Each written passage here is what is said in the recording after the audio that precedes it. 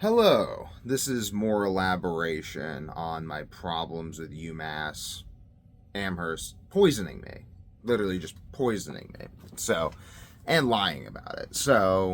And then doing nothing to make it right. I'll just tell the story. So, I went to the University of Massachusetts Amherst in the fall of 2017 to study neuroscience and organic chemistry. I attended UMass. I was forced to be on campus because, I wasn't forced to be on campus. I was encouraged to be on campus. I decided to live on campus. And because I was living on campus, I was forced to have a meal plan.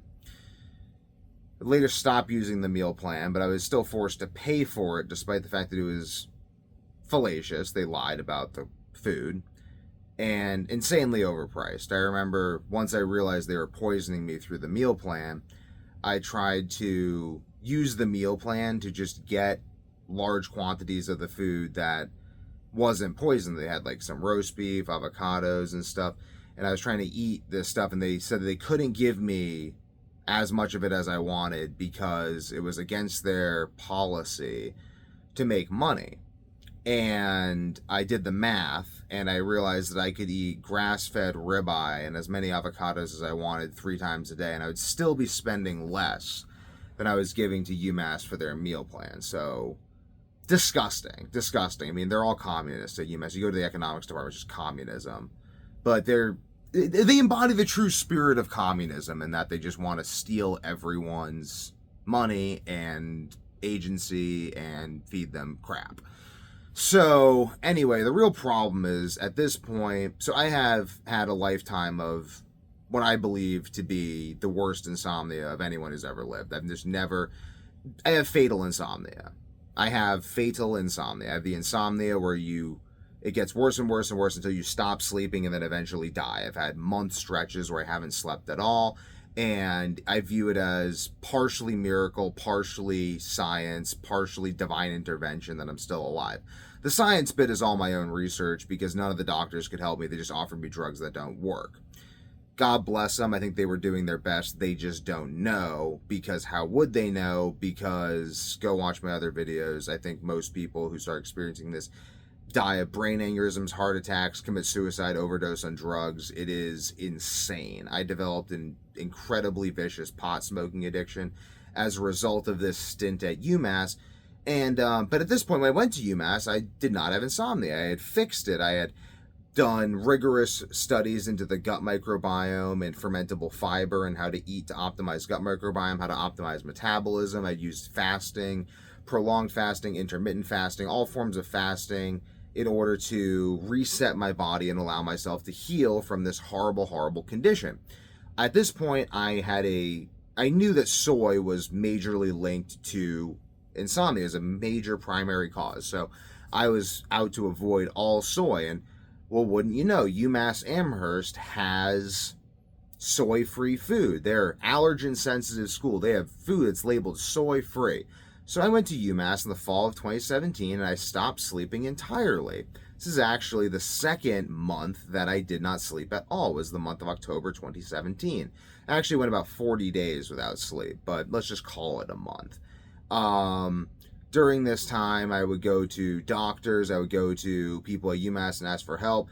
They would simply tell me to go to doctors, and they'd be like, you have to go to a doctor and tell the doctor about all this stuff. I avoided going to the doctors at this point, though, because after about a week of not sleeping, week and a half really, all of my thoughts were suicide. Every single one of my thoughts was just kill yourself, it will never end. And I flipped it on what I now call the insomnia demon. I think I developed this term at that time, the insomnia demon.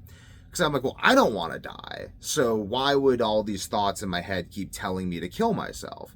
Well, clearly there must be some other external force that wants me to kill myself and is using insomnia as a mechanism to make that happen. Thus, the insomnia demon. So anyway, my mantra at this point was, if you kill yourself, it never ends.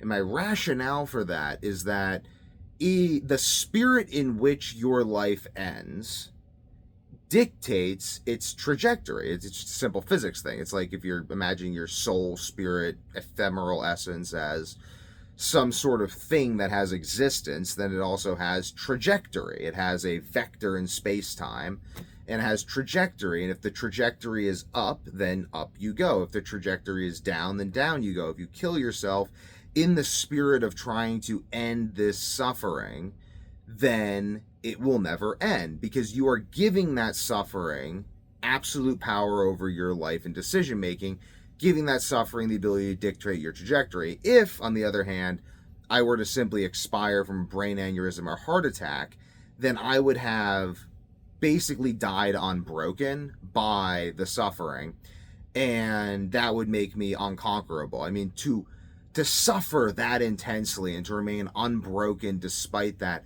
up until the point of your own unwilling demise, as you're dying and bleeding out, to look at your enemy and go, fuck you, my soul is unconquered. That's a beautiful thing. And I think this is the story I told myself that enabled me not to kill myself at this point in time. God bless UMass. I fucking hate those guys. So anyway, I stopped eating all the food at UMass in December because I don't know, I was in shambles, and I was like, I need to figure out some way to stay alive. I know that eating that food destroyed me, so I'm going to cook all my own food. So I brought all my cookware to UMass. They forced me to stay on the meal plan. They wouldn't let me leave the dorm, even go off of campus to get off of the meal plan. So they made me spend $25,000 that I didn't use at all. And I had to then spend additional money to go cook my own food, and additional time to lug all the food to the kitchen, and then lug all the equipment back up again to my dorm, and then lug it all down again and cook. And I did this for the entire second semester, and I was able to regain my sleep by only cooking for myself and not eating any of the food. And this whole time I was trying to get off of the meal plan so I could actually have some money to spend on the food, because I clearly couldn't eat the food at UMass. So, and the whole time UMass was trying to basically make me go back on, like, make me eat the meal plan. They were like, we don't like that you're doing this. We can't really stop you, but we just don't like it. It's a lot of agency for one of our sheepies. So we're going to try to make you go back on and eat our food. So I start going after the source of the problem. I'm like, okay, like, I start basically like calling everything to do with the meal plan. I think I sometimes would go back to the dining hall and then eat something. And whenever I would do that, I wouldn't sleep. It would be like an avocado or something, like little avocado slices. It was just like really random. I was like how is avocado? What? So I just start interrogating people. I get like a vicious anger within me, and I'm like, okay, I'm gonna make this your problem. So I just call the head of the dining hall. I would like show up, and I would just not leave until they answer my questions to my satisfaction. I just harassed them. And eventually they told me that there was a spray that they sprayed on everything that was like they just spray it on the food, they'd spray it on the trays, they would spray it on absolutely everything that was served in the dining hall. And I was like, what is this spray made of? They couldn't tell me. So I called the manufacturer of the spray. I get the head of the manufacturing department of this company on the phone. Like, what is this spray? I'll go look. Oh, it's soybean oil based. And I'm just like, pfft. It's like Soylent Green is made of people. That was like my reaction. I was like the whole time, all of the soy-free food that they've been feeding me was just soy. They were just lying through their teeth. This school that renowns themselves on efficacy in organic chemistry was poisoning me due to greed. Was it greed? Criminal incompetence? I don't know. Honestly, my health was still terrible at that point in time. It didn't recover until over a year and a half later on the carnivore diet. To this day, I still wonder if I should have sued them. Yeah, I'll just title this video Class Action Lawsuit Against UMass. I'll see if enough people leave comments. I don't know. Why didn't I sue them? Why haven't I sued them? But the reason I didn't want to go to the doctors when I was suffering about a week and a half of no sleep, all my thoughts are suicide. So if I tell the doctors this, they're going to incarcerate me, Baker Act me, and then they're going to feed me soy. So that wasn't really a viable option. To go to a doctor, he's like, oh, well, are you thinking about suicide? I'd be like, yeah, every single one of my thoughts is always suicide.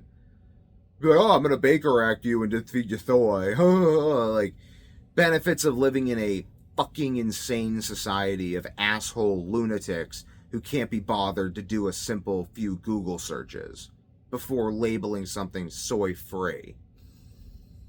Very frustrating, but that's why I made this video. So, if you have had a similar experience and you want to engage in a class action lawsuit against UMass, leave a comment down below. Otherwise, I'm just going to continue building my health empire because I honestly don't have enough faith in people to try to... I don't know, honestly. I think the legal system... What's the statute of limitations on that? It's probably already over. I mean, honestly, I was more focused at that point in figuring out what was causing my health problems than suing UMass for them, because then, they got a lot of money. I don't know. I don't know. You know, I still go back and forth on that. I didn't choose to sue them, though I wish them endless suffering.